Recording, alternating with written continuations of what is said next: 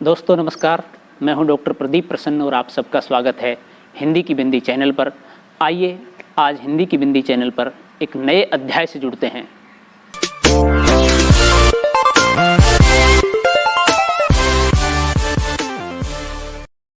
आज का टॉपिक है उच्चारण स्थान। उच्चारण किसे कहते हैं, क्या है और उच्चारण स्थान क्या है। मुख के वे भाग जिनका प्रयोग वर्णों के उच्चारण हेतु किया जाता है वर्णों के उच्चारण स्थान कहलाते हैं। वर्णों का उच्चारण करते समय वायु मुख के जिन भागों से टकराकर बाहर निकलती है तथा जिह्वा मुख के जिन भागों का स्पर्श करती है अथवा जिन भागों के पास जाकर मुड़ती है और वायु को रोकती है, मुख के वे सब भाग वर्णों के उच्चारण स्थान कहलाते हैं। अब बात करते हैं वर्णों के उच्चारण स्थान की।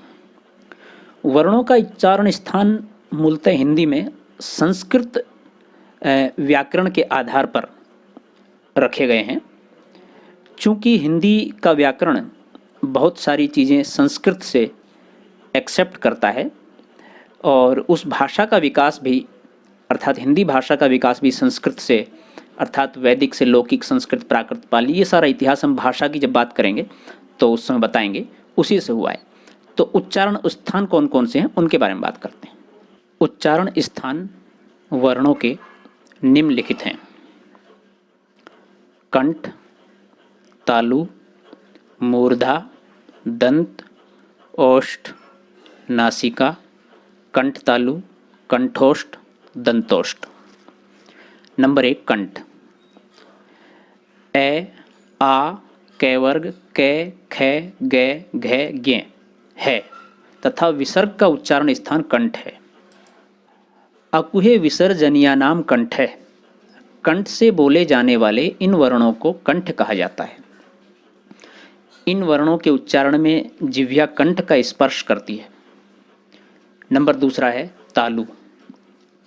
ई, ई, चै वर्ग, चै, छे, जय, झय, ये और ये तथा श का उच्चारण स्थान तालु है। इच्वे शा नाम तालु। तालु से बोले जाने वाले इन वर्णों को ताल्व कहा जाता है। इनके उच्चारण में जिह्वा मुख के ऊपरी चिकने भाग यानी तालु का स्पर्श करती है।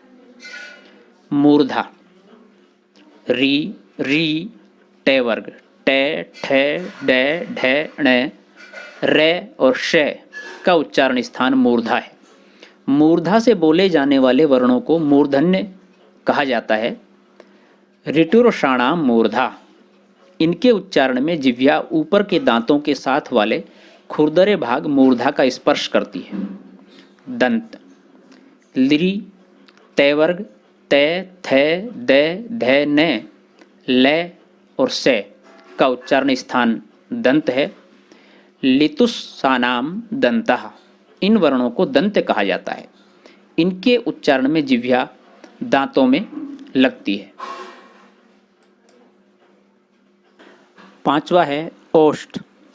उ, ऊ तथा पै वर्ग, पै, फै, बै, भै, मै तथा उपधेय मान्य का उच्चारण स्थान ओष्ठ है। उपपद मान्या नाम ओष्ठी। इन वर्णों को ओष्ठ कहा जाता है। इनके उच्चारण में जिह्वा के सहयोग से दोनों ओष्ठ परस्पर मिल जाते हैं। 6 है नासिका। गे, ये, णे, ने, में तथा अनुस्वार का उच्चारण स्थान नासिका है। हाँ, ज्ञमण नाम नासिका। इन वर्णों को नासिक्य भी कहा जाता है। इनके उच्चारण में क्रमशः कंठ, मूर्धा, तालु, दंत, ओष्ठ इन 5 स्थानों पर स्पर्श से उत्पन्न होने वाली ध्वनियों के साथ नासिका से उत्पन्न ध्वनि भी मिल जाती है। 7वां है कंठ तालु यानी कंठ और तालु के मिलन से। ए, ऐ का उच्चारण स्थान कंठ तालु है तथा इन्हें कंठ तालव्य कहा जाता है। ए तथा ई के संयोग से ए एवं ए तथा ए के संयोग से ऐ बना है। अतः इनके उच्चारण में कंठ और तालु दोनों का उपयोग होता है। ए दैतो हो कंठ तालु। 8वां है कंठोष्ठ। ओ ए प्लस उ तथा औ ए प्लस ओ का उच्चारण स्थान कंठोष्ठ है, इसलिए इन वर्णों को कंठोष्ठ भी कहा जाता है। ओ दौतः कंठोष्ठम। नवा है दंतोष्ठ। वे का उच्चारण स्थान दंतोष्ठ है तथा इसे दंतोष्ठ कहा जाता है। वाकारस्य दंतोष्ठम तथा इसके उच्चारण के समय जिह्वा दांतों में लगती है और होठ भी कुछ मुड़ते हैं। 10वां है जिह्वा मूल। जिह्वा मूल्य का उच्चारण स्थान जिह्वा का मूल भाग है। जिह्वा मूलस्य जिह्वा मूलम। वर्णों के उच्चारण स्थान की तालिका, यानी कि किस वर्ण का उच्चारण स्थान कहाँ पर है, इसमें दे रखा है स्थान, स्वर, व्यंजन, अंतस्थ, ऊष्म, वर्ण का प्रकार।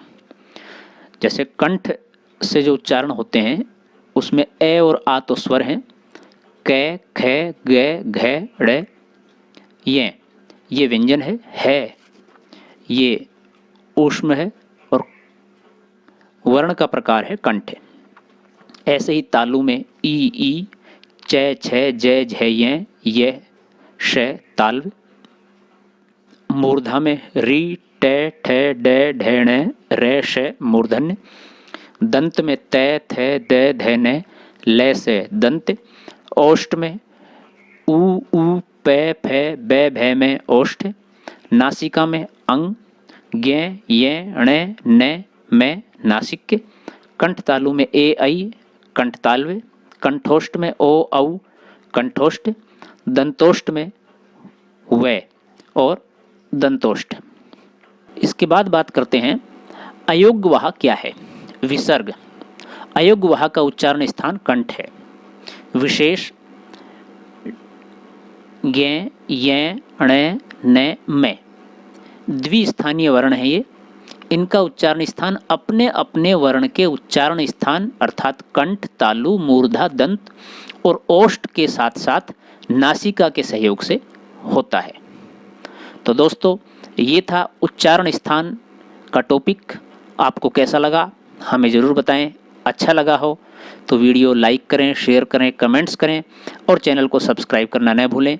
यदि आपके कोई सवाल हैं तो कमेंट्स के माध्यम से हमसे पूछ सकते हैं। विशेष कोई वीडियो आप बनवाना चाहते हैं तो उसके लिए भी आप कमेंट्स कर सकते हैं। शुक्रिया।